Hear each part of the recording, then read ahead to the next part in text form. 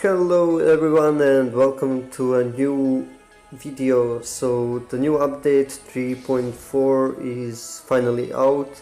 I'm a bit late on the video. I tried, but I really didn't have any time because of the work. So we got three new items, and all three of them are for support mains, and I'm really happy about it's finally something new for main supports, so they can build another paths and enjoy the game more. It gives you more depth to play the support hero with those items, and all three items give you some sort of cooldown reduction, which is really cool, because yeah, you basically need it. It was really hard before to get some abilities to work without Echo. Yeah, by the way, RIP Echo removed. Yeah, it sucks. It's alright. We can live without it too. So first item is capacitor plate, and it gives you basically 450 health, 30 armor, 30 shield, 15 cooldown reduction, 2.5 energy regen. And basically what it does, your heals or barriers are 20% stronger, and when your heals and barriers also grant another ally hero bonus movement speed for 2 seconds, which is really cool. This item, I think, is going to be used a lot. I don't see a reason or a hero right now. Maybe not on Chun Walker, or yeah, Chun Walker Lance or something like that. But it's going to be this item. It's going to be used on a lot of heroes. So, for example, Arden, his early game right now is like really strong. You can go on enemy lane alone against one enemy laner, for example Celeste mid, and you can outrate her early game in first couple minutes with your B and A. Just alone put a lot of pressure on one lane. It's really important to know that, and it's really good to do something like that when you have time or opportunity to pressure the enemy laner to recall and lose CS. It's really crucial, and that's why I like to play a lot of with him. But his late game was really shit. So your barrier, it's on too long cooldown, the barrier is not strong enough, it gets destroyed immediately. Now with those items we can play some heroes in other counters, I guess. I don't know. I'm improvising this, by the way. You can probably tell I have a script, but I'm not reading it. It's right. So yeah, that's about the first item. We have then Pulse Wave.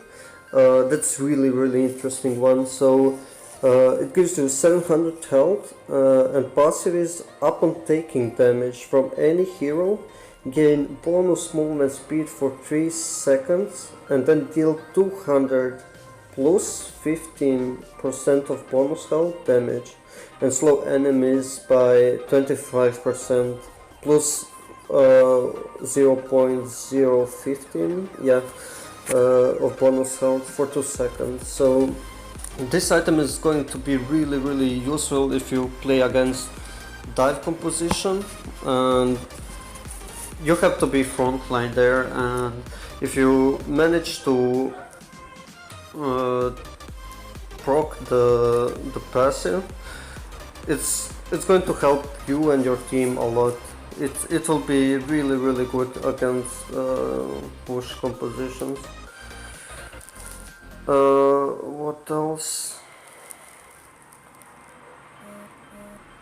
Passive is it gives you 10 base movement speed. So for example, if you play with really squishy composition and you take just Finn, so you have one tank or frontline, it's going to be really useful. And Finn is finally viable again with those changes, and he got, if I'm not wrong, 0.1 movement speed buff and the reaver buff. Yeah, so he's going to be really strong. Especially he works with all items here really well. I like him. So yeah, that's mostly it for this item. So we can go on Rock's Decree. I'm not sure if I pronounced that right. So it gives you 600 health, 2.5 energy regen, 15 cooldown reduction, and passive is after you use ability, your next basic attack against enemy hero, that's really important, applies a barrier 100 plus 15% of bonus health to all nearby allies for 2 seconds, and it's on 8 seconds cooldown, the passive. For about this passive, I feel like it's going to be used more on frontline support heroes, like yeah, Finn, Lance, Arden, etc. So you will be able to proc this build this item much easier than backline heroes, but it should work too really well with Lyra, Adagio, or Lorelei, because it gives you 600 health and 2.5 energy regen and 15 cooldown reduction. So any backline hero which excels with health buffs, like yeah, Adagio and Lyra and Lorelei, you will have some benefits of building this item, but I feel like it's going to be more situational, I guess. So I think I covered all 3 items here. The gameplay here is I played with my friend and I just wanted to test the Churnwalker buff. He's now his chains deal more damage by 5%, and that's a really good change. I feel like he wasn't bad, but in 3v3 he's really strong. He's really strong, but in 5v5 the main problem, it's still you cannot get all 5 chains. It takes too long to chain everyone, and that's his main problem. And maybe now with the damage from chains buff, it's going to be situational still, I feel like. With those 3 items, we'll see probably a lot of Lyra again, even she was a bit nerfed. I think Lyra, Finn, Arden, and maybe Lance from support heroes. We got a new hero, by the way. I don't care that much about her. I don't know. She is I don't know where she's going to be played as, but kinetic, so she can be played as weapon and CP. I feel like I played couple games with her and I'm main support, so I cannot give you the best description of her kit. So I feel like when you build CP pad, I usually go Shatter Glass or Dragon's Eye, depends on enemy composition. Then I build Clockwork or oh damn it, Clockwork or the Mortal Wounds item, you know. Oh, fuck me. Yeah, you know what I mean. Uh, so the clockwork, it's a bit early to build its second item, but if you need to kite, if they have a really hard dive composition and they are pressuring you a lot, it's not optimal, but it's okay. So after that, you can go with broken mid usually. I would prefer it, and then double defense and boots. The problem with CP Pat is that her wave clear is really slow, and if the enemy is pressuring your lane a lot, you are going to need a lot of help from your support, so you will not be able to be alone and defend yourself, which is a really big problem.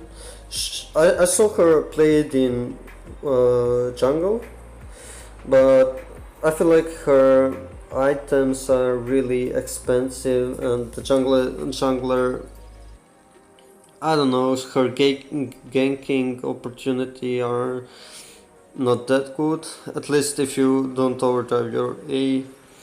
By overdriving, I would go always with A and B. Overdriving your ult doesn't make any sense, you get a little bit more damage and 10 seconds cooldown. If you overdrive your A, it can stun enemies, which is really cool. And B, you get it more often, and it goes really well with combination A, B, A. About weapon pad, I would say Sorrow Blade, Breaking Point into Tornado Trigger. Yeah, that's mostly it. So with weapon, if you miss your A, you depend a lot on your A, because your A gives you the passive, and if you don't have your passive up, you're going to stack really slow the breaking point, so you will not be able to deal the max potential damage. And she has really long range. I think it's the second hero with the longest range, 6.4 if I'm correct, and it's basically you have to position really good, and you have to use your B in correct moment. It's kind of like walks. You are going to stay in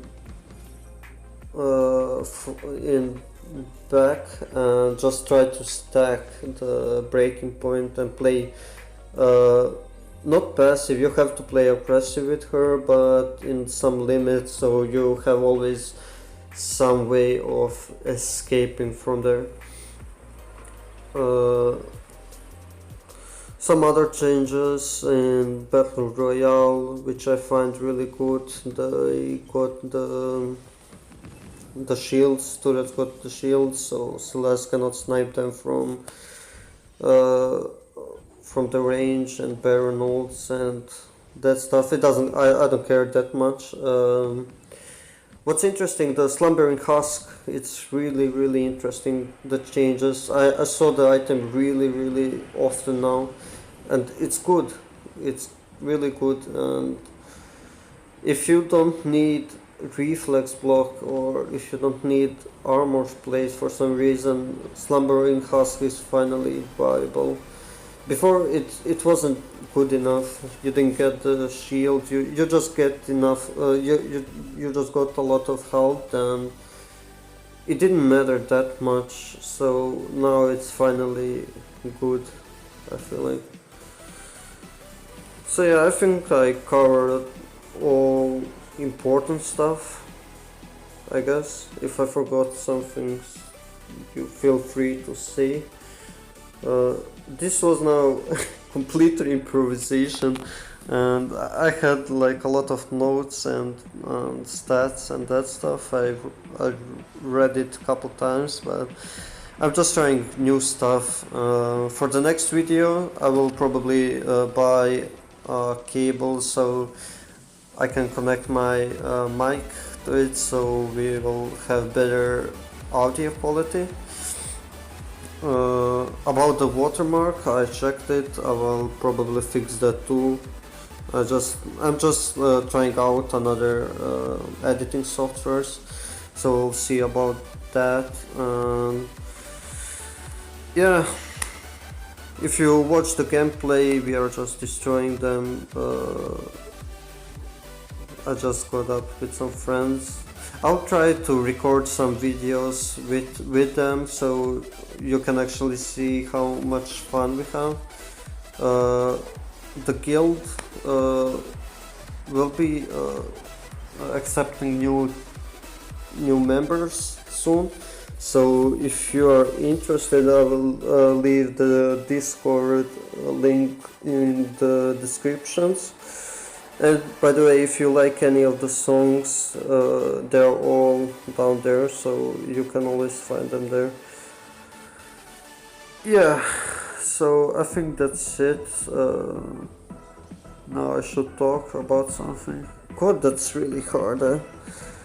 Jesus Christ, I have like 2 pages of script and it's 16 minutes of talking. Jeez.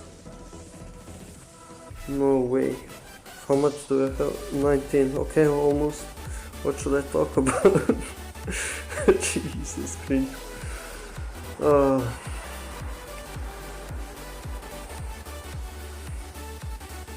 Yeah, I will just leave the music. I just don't have anything smart to say anymore. I hope you liked the video. If you did, please subscribe, like it. It takes a lot of time and a lot of tries to make the correct video. Audio, for example, I tried it, this is now 7th time I tried it, and I just gave up on script, so it takes actually a lot of time, and I'm making, it's fun to make it, but it's time consuming. So if you can leave some support, or if you have any ideas, how could I improve the gameplay, for example, or commentary, just leave in the comments and I'll see if I can improve something. So yeah, that's it basically. Thank you very much for watching and we see you soon.